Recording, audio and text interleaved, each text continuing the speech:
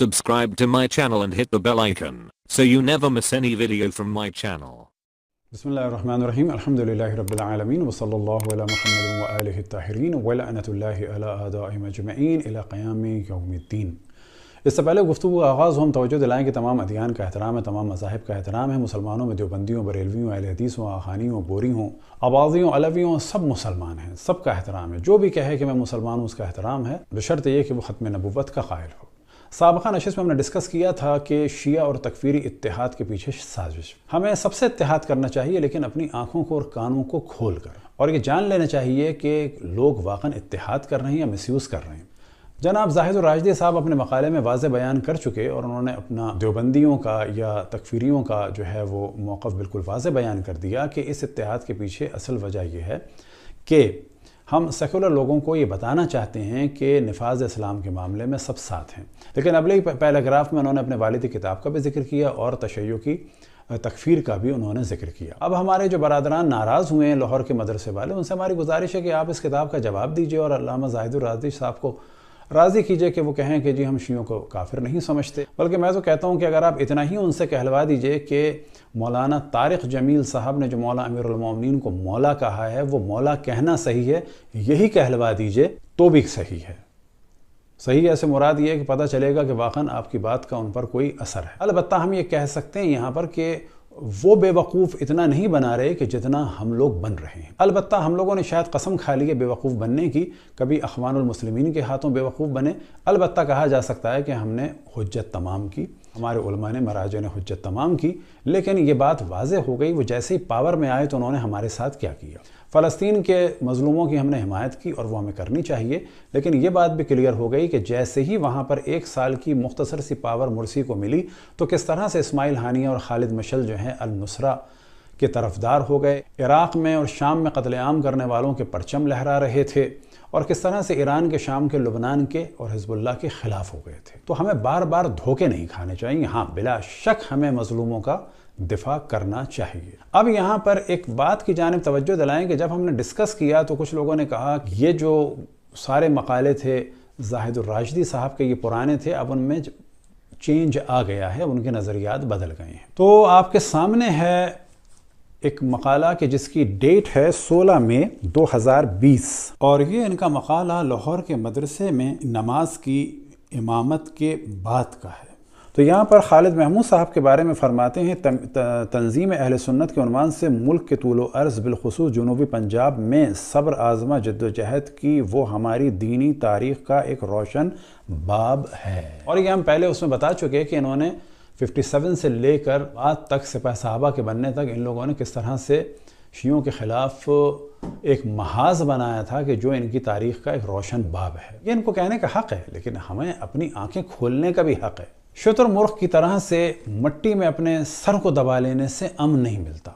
अब यहाँ पर आप ये सोचें कि क्या वजह है तालिबान, अलकायदा, सिपह साहबा और लश्कर झंगवी, बोको हराम, रियाज़ुस्सालिहीन और अश-शबाब चेचेनिया की, ये सब के सब जो है वो तकफ़ीरी क्यों हैं और देवबंदी और सल्फ़ी मकतब फ़िक्र से क्यों हैं और क्यों हमारे ख़िलाफ़ इतना है।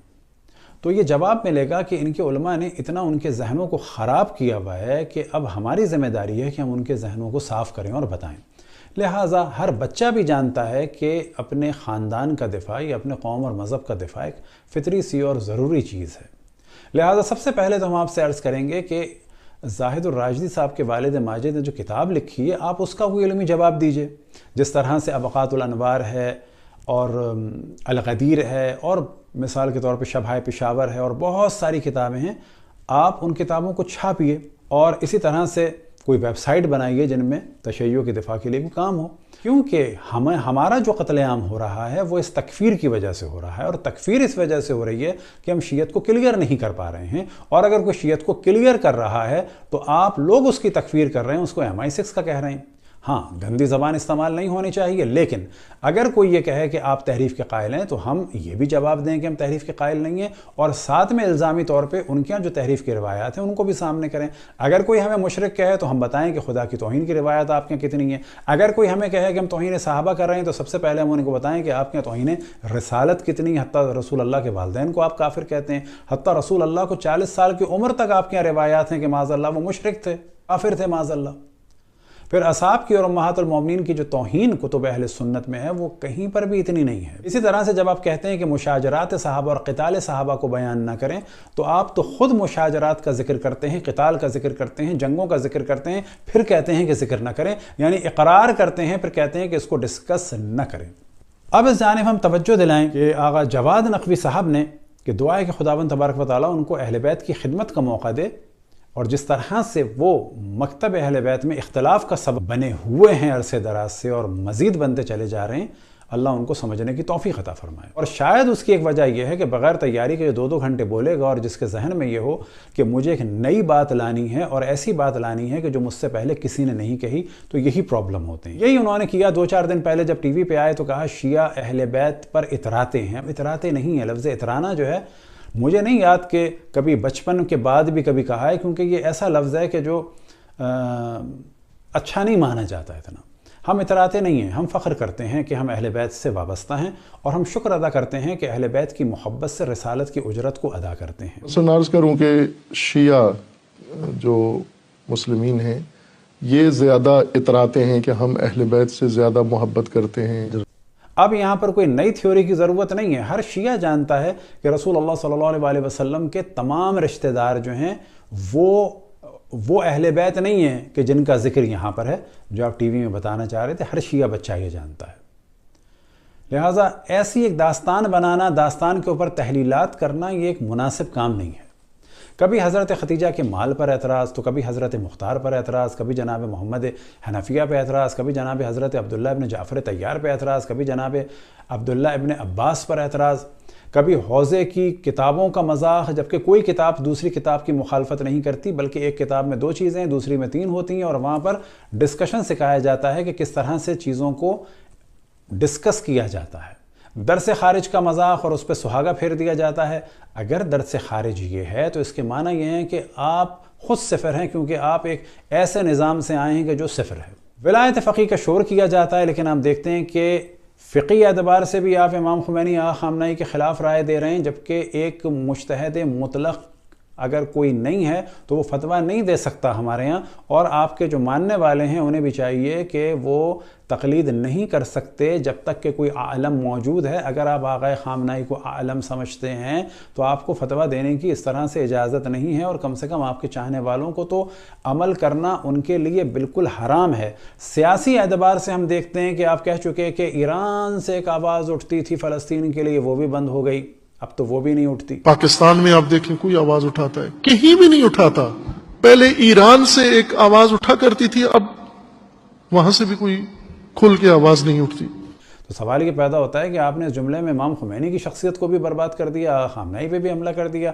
ایران نے اقتصادی اعتبار سے، سیاسی اعتبار سے فلسطین والوں کے لیے کتنی مشکلات اٹھائیں، آپ نے سب پر پانی پھیر دیا۔ عیناً یہی آپ نے ایک اور جگہ پر کہہ دیا کہ یہ مسئلہ کشمیر اور مسئلہ فلسطین جو ہے وہ خراب ہو رہا ہے باہر کی مداخلت سے، یعنی ایران اور پاکستان کی وجہ سے۔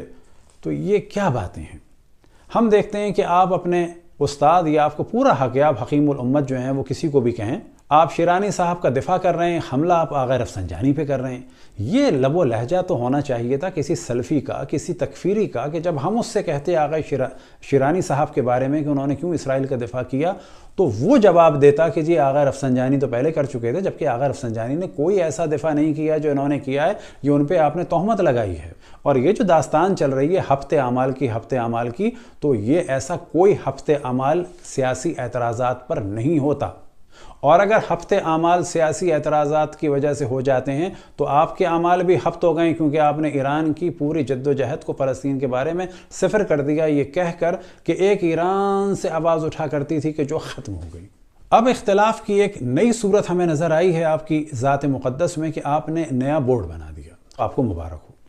آپ کے جو بعض بچے ہیں کہ جن کے بارے میں لوگ کہتے ہیں کہ ان کا برین واش ہو گیا ہے، تو دو اس کے جوابات ہیں. تو پہلا جواب تو نہیں دے رہا میں کہ جن کا برین نہ ہو تو ان کا واش کیا ہوگا، لیکن ہاں میں ایسا نہیں کہوں گا. میں اتنا کہوں گا کہ جن بچوں کے کوئی نظریات ہی نہیں تھے کبھی بھی، تو ان کا کچھ نہیں برین واش ہوتا. چھٹی 7ویں کے بچے جو ہیں بٹھا دیے جاتے ہیں، وہ بیچارے معصوم بچے، ان کو پتہ ہی کچھ نہیں ہے. ہاں ہماری اتنی درخواست آپ سے ہے، پہلے بھی ہم نے کی، ابھی بھی کی، کہ ابقات الانوار کو چھاپیں، الغدیر کو چھاپیں، اور دیگر کتب کے جو مذہب حق اہل بیت کے دفاع میں ہیں ان کو ضرور چھاپیں، کیونکہ ہماری تکفیر کی وجہ سے ہمارا قتل عام ہو رہا ہے، اور ہمیں واضح بتانا ہوگا کہ ہم کافر نہیں ہیں، اور اس کے لیے کتابیں چھاپنی ہوں گی. یہ جو آپ نے بورڈ بنایا تو بڑی عجیب بات ہے. جب شیعہ الیکشن میں کھڑے ہوئے، خصوصاً MDW والے، تو اس وقت آپ نے کہا کہ جو لوگ الیکشن میں کھڑے ہوئے انہوں نے اللہ کی ربوبیت کا انکار کیا ہے. پھر آپ مسلسل چند سالوں سے ارشاد فرما رہے ہیں کہ طاغوتی نظام ہے، فرعونی نظام ہے، الیکشن میں کھڑے ہونا، ان کا حصہ بننا جو ہے وہ فرعون کے ساتھ نظام میں شریک ہونا ہے، طاغوت کے ساتھ نظام میں شریک ہونا ہے. سوال یہ پیدا ہوتا ہے کہ ان کے ایک منسٹر نے آپ کو ایک آنکھ کے اشارے سے مجبور کر دیا کہ آپ ایک بورڈ بنائیں. آپ ڈر گئے، لرز گئے. کیوں آپ نے قبول کر لیا؟ آپ کا نہ وہ جہاد نظر آیا، نہ وہ شجاعت نظر آئی، نہ وہ کھرا پن نظر آیا. آپ ایک اشارے پر جو ہے مان گئے اور بورڈ بن گیا. اور اس میں آپ نے اہل سنت کے بورڈ اگر بنتے تو کہا جا سکتا ہے ان کے ہزاروں مدرسے ہیں، شیعوں کے لیے بورڈ کی ضرورت ہی نہیں ہے. رہ گیا مسئلہ اگر اعتراض ہے بورڈ پر تو اس کو ڈسکس کیا جا سکتا ہے، لیکن آپ تو اپنے لوگوں سے ملتے ہی نہیں ہیں. آپ تکفیریوں کے پیچھے نماز پڑھ سکتے ہیں، آپ اپنے لوگوں کے پیچھے نماز بھی نہیں پڑھ سکتے. آپ نے نماز جمعہ کو بھی تقسیم کر دیا، جبکہ آپ کے لیے یہ ہونا چاہیے، ضروری تھا کہ آپ جائیں اور ان کے پیچھے نماز پڑھیں. اب یہاں پر آئندہ کے بارے میں بھی ہم بتا دیں، کیونکہ ہر دفعہ ہم نہیں ڈسکس کرنا چاہتے ان موضوعات کو.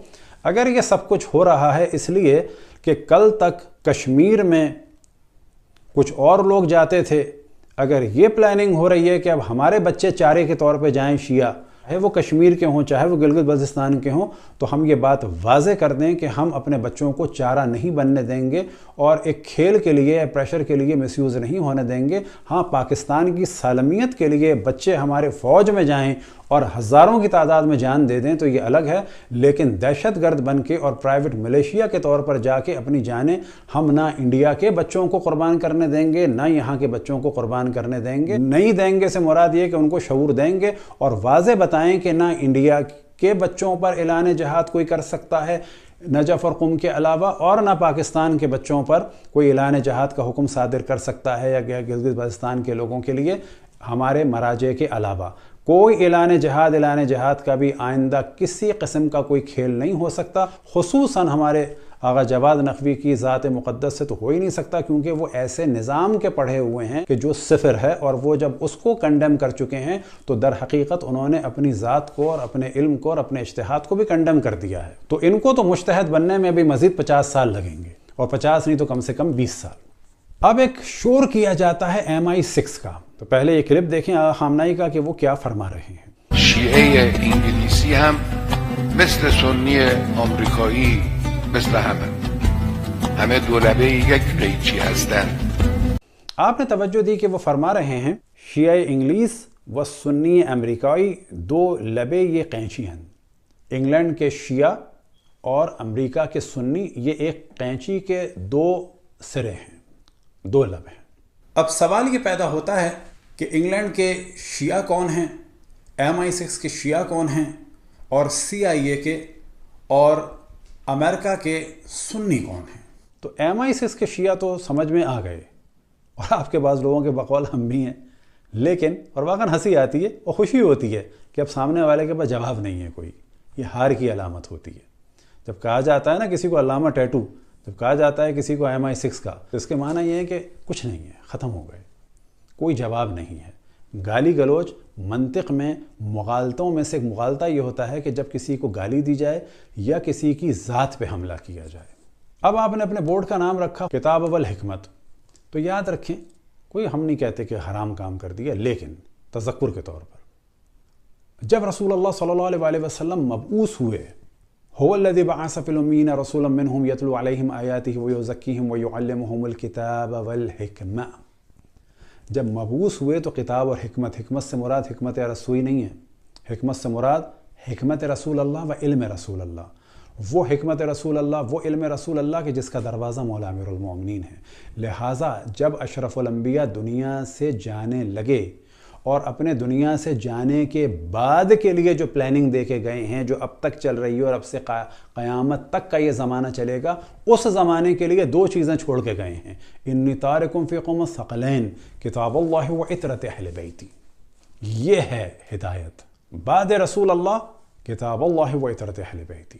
آخر میں دوبارہ عرض کروں کہ ہمیں تمام مسلمانوں کا ساتھ دینا چاہیے، لیکن جان بوجھ کر دھوکہ نہیں کھانا چاہیے، کیونکہ مومن ایک سوراخ سے 2 دفعہ نہیں ڈسا جاتا۔ کبھی ہم دیکھتے ہیں کہ اسماعیل ہانیہ اور خالد مشعل جو حماس کے لیڈروں میں سے لیڈر ہیں، وہ النصرہ کے پرچم اٹھاتے ہیں، جنہوں نے شام میں قتل عام کے بازار کو گرم کیا اور حضرت زینب سلام اللہ علیہا کے حرم مقدس کو ویران کرنا چاہا۔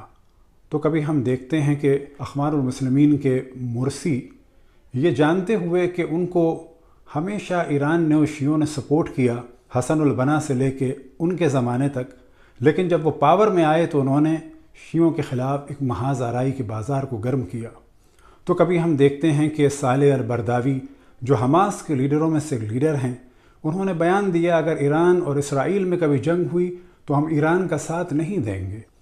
دعا ہے کہ خداوند تبارک و تعالی ہم سب کو اپنے رسول، اپنی حجتوں، خصوصاً امام زمان علیہ الصلاۃ والسلام کی معرفت اور اطاعت کی توفیق عطا فرمائے۔ وصلی اللہ علی محمد و آلہ الطاہرین۔